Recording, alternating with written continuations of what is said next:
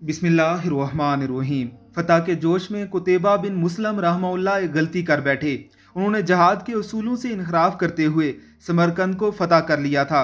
उसूल ये था कि हमला करने से पहले 3 दिन की मोहलत दी जाए। जब ये बेउसूली हुई तो उस वक्त ज़माम हुकूमत हज़रत उमर बिन अब्दुल अजीज़ के हाथ में थी।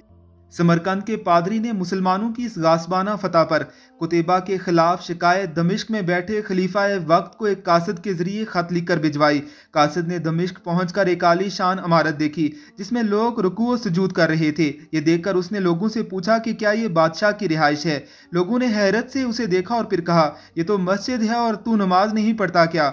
नहीं, मैं तो अहले समरकंद के दीन का पैरोकार हूँ। ये सुनकर लोगों ने उसे खलीफा के घर का रास्ता दिखाया।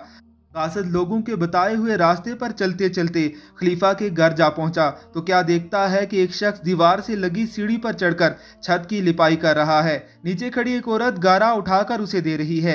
ये देखकर वो जिस रास्ते से आया था वापस उसी रास्ते से उन लोगों के पास जा पहुंचा जिन्होंने इसे रास्ता बताया था। उसने लोगों से कहा, मैं तुमसे हाकिम के घर का पता पूछता हूँ, ना कि उस मफलूकुल हाल शख्स का जिसके घर की छत भी टूटी हुई है।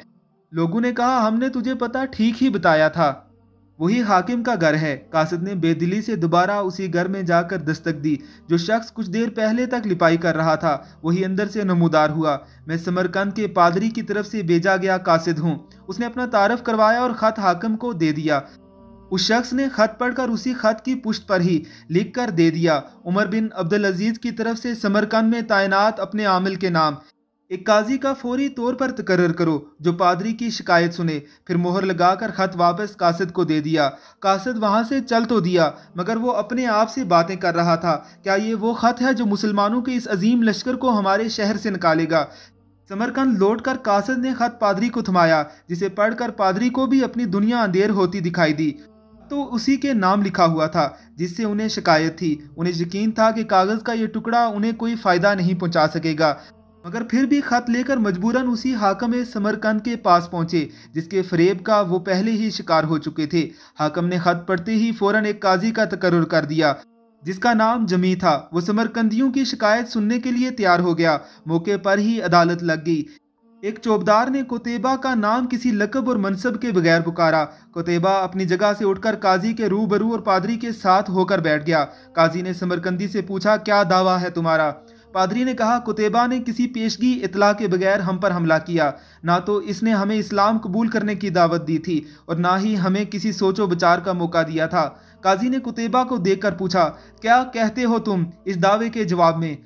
कुतैबा बिन मुस्लिम ने कहा कि काजी साहब, जंग तो होती ही फरेब और धोखा है। समरकंद एक अजीम मुल्क है। इसके कुर्बो जवार के कमतर मुल्कों ने ना तो हमारी किसी दावत को मानकर इस्लाम कबूल किया था, ना ही जजिया देने पर तैयार हुए थे, बल्कि हमारे मुकाबले में जंग को तरजीह दी थी। समरकंद की ज़मीनें तो और भी सरसब्ज और शादाब और जोरावर थी। हमें पूरा यकीन था कि ये लोग भी लड़ने को ही तरजीह देंगे। हमने मौके से फ़ायदा उठाया और समरकंद पर कब्जा कर लिया। काजी ने कुतैबा की बात को नज़रअंदाज करते हुए दोबारा ये कहकर पूछा, कुतैबा, मेरी बात का जवाब दो। तुमने इन लोगों को इस्लाम कबूल करने की दावत, जजिया या फिर जंग की खबर दी थी? कुतैबा ने कहा, नहीं काजी साहब, मैंने जिस तरह पहले ही अर्ज कर दिया, हमने मौके से फ़ायदा उठाया था। काजी ने कहा कि मैं देख रहा हूँ कि तुम अपनी गलती का इकरार कर रहे हो। इसके बाद तो अदालत का कोई और काम रह ही नहीं जाता। कुतैबा, अल्लाह ताला ने इस दीन को फतह और अजमत तो दी है अदलो इंसाफ की वजह से, ना कि धोखा देही और मौका परस्ती से। मेरी अदालत ये फैसला सुनाती है कि तमाम मुसलमान फौजी और उनके ओहदेदारान, माँ, अपने बीवी बच्चों के अपने हर किस्म की अमलाक, घर और दुकानें छोड़कर समरकंद की हदों से बाहर निकल जाएं और समरकंद में कोई मुसलमान बाकी ना रहने पाए। अगर इधर दोबारा आना भी हो किसी पेशगी इतला और दावत के बगैर और 3 दिन की सोचो विचार की मोहलत दिए बगैर ना आया जाए।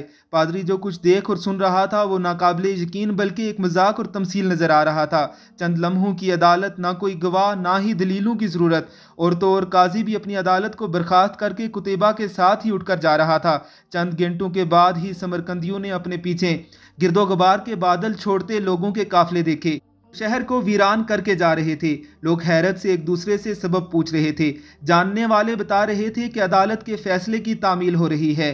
उस दिन जब सूरज डूबा तो समरकंद की वीरान और खाली गलियों में सिर्फ आवारा कुत्ते घूम रहे थे اور समरकंदियों के घरों में आहो पकार और रोने धोने की आवाज़ें सुनाई दे रही थी। उन्हें ऐसे लोग छोड़कर जा रहे थे जिनके इखलाक, माशरत, बर्ताव, मामलात और प्यार और मोहब्बत ने उन्हें और उनके रहन सहन को मुहज़्ज़ब बना दिया था। तारीख गवाह है कि समरकंदी ये फराक चंद घंटे भी बर्दाश्त न कर पाए। अपने पादरी की क़यादत में ला इलाहा इल्लल्लाहु मुहम्मद रसूलुल्लाह का इकरार करते हुए मुसलमानों के लश्कर के पीछे रवाना हो गए और उन्हें वापस ले आए। ये सब कुछ क्यों ना होता, कहीं भी तो ऐसा नहीं हुआ था कि फातेह लश्कर अपने ही काजी की कही दो बातों पर अमल करे और शहर को खाली कर दे। दीन रहमत ने वहाँ ऐसे नकूश छोड़े कि समरकंद एक अरसे तक मुसलमानों का दारुल खिलाफा बना रहा। अल्लाह रब्बुल इज़्ज़त की ज़ात हमें अपने उन नफूस कुदसिया के नक्शे कदम पर चलने की तौफीक अता फरमाए।